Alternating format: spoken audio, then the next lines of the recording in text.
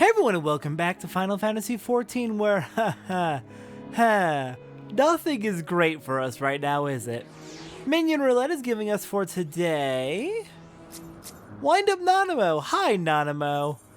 Hi, before we begin, I did pick up a new reward from the PvP series that's currently going on. I got the Fields of Glory Framers kit from hitting level 10 in the current series. Slowly making progress. Alright, Alphino? What are we gonna do now? Alphino is considering your party's next course of action.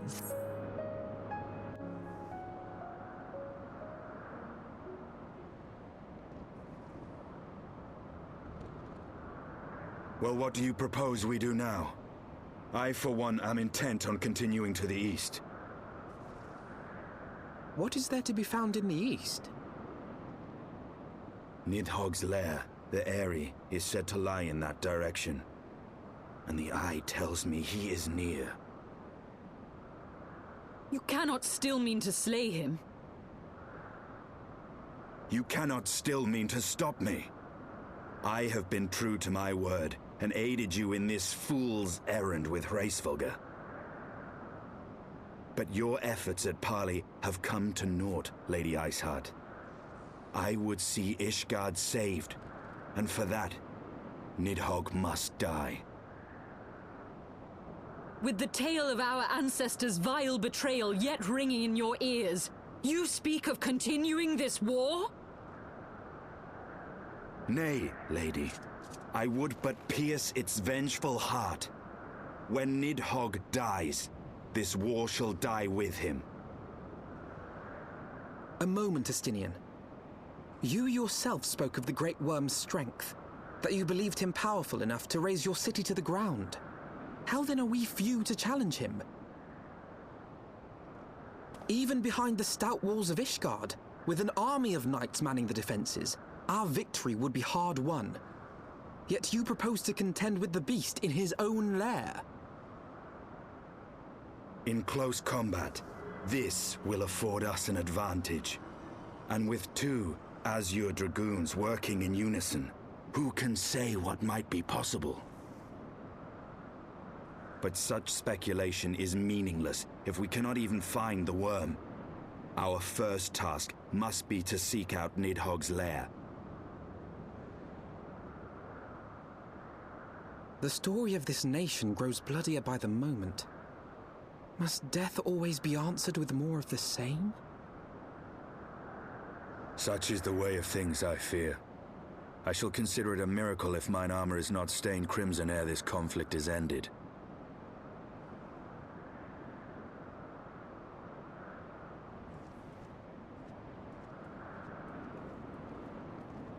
That I should be blinded by my own lies. Everything I believed, everything I thought I was, gone. All gone. Leave her. Your words will not reach her now. And we have not the time to wait for her to gather up the pieces of her shattered faith.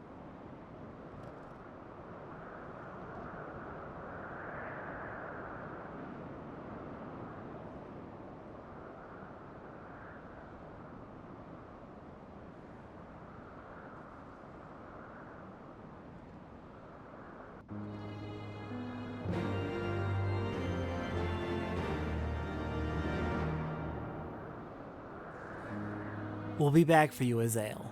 I promise. What false god is this Shiva? What manner of phantom have I welcomed into my hearts?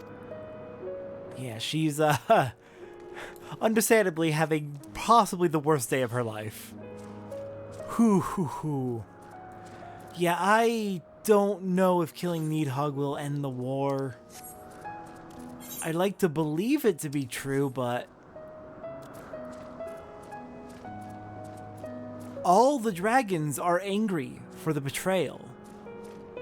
Nidhogg may be their leader in this, but that doesn't mean he's the only one who is angry. He's not the only one who wants revenge. The best we can hope for is perhaps killing Nidhogg would, at the very least, discourage the other dragons from continuing the war? Demotivate them effectively?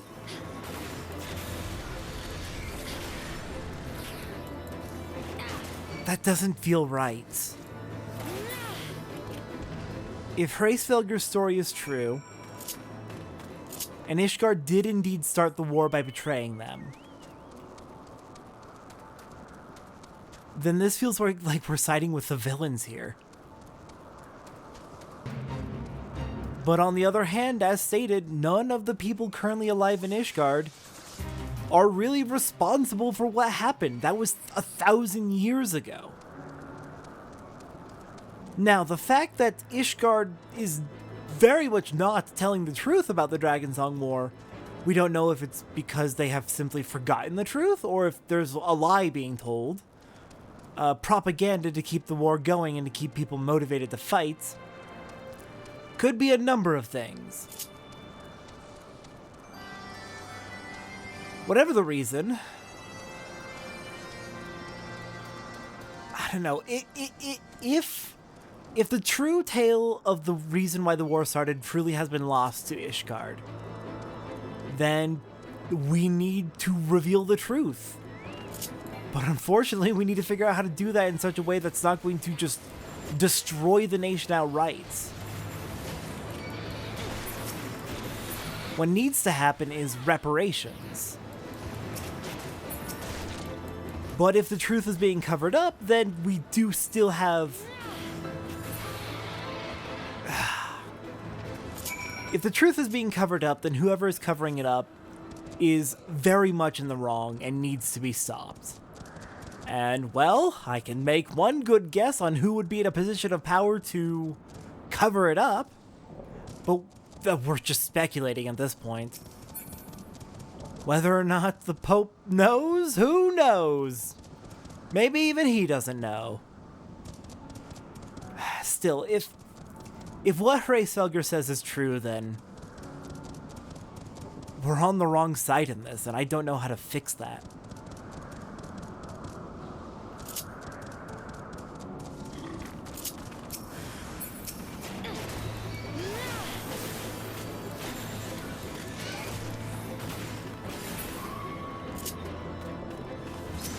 These dragons just are not going to leave us alone, it seems. Oh. Oops, did not mean to attack the wind sprite. Oh well.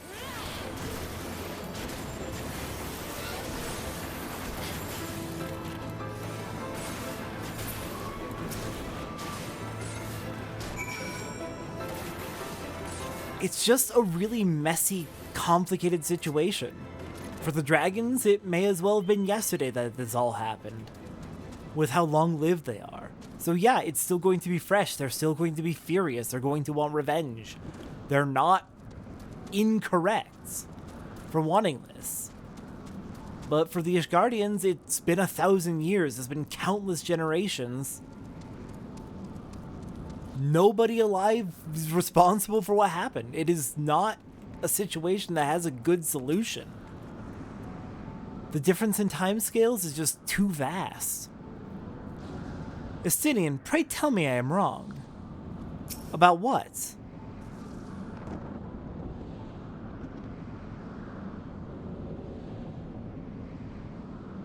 Is that it?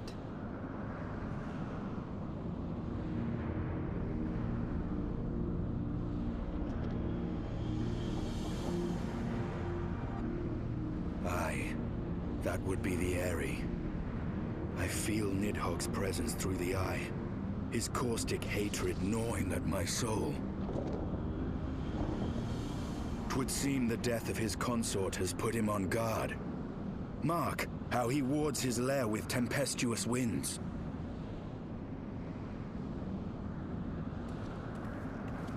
A similar barrier once barred our entrance to the primal Garuda's domain, until we discovered the means by which it could be penetrated.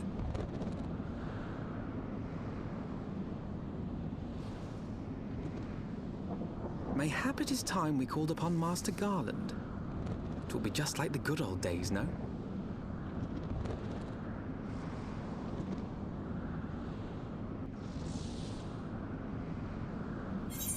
Sounds good to me. Let's get Cid's help breaking into Nidhogg's lair.